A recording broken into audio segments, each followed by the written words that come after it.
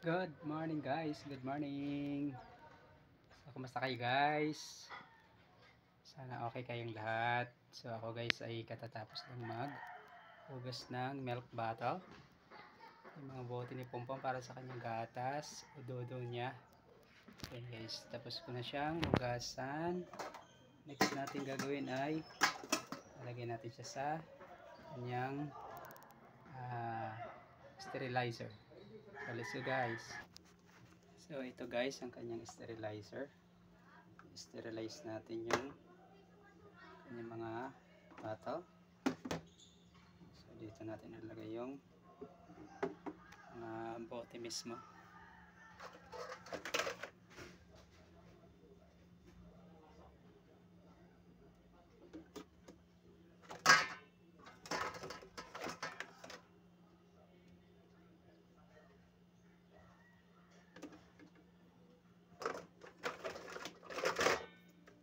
So ayan guys.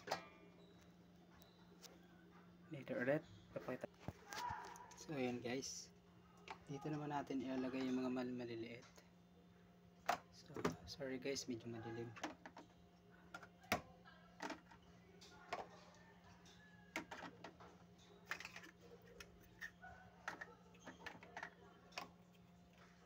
Yung mga cover ng bote saka yung mga chupon dito siya sa taas.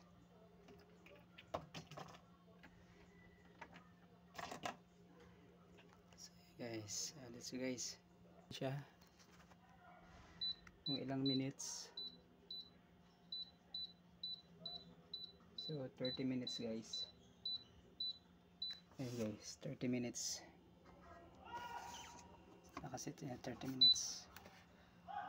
Okay.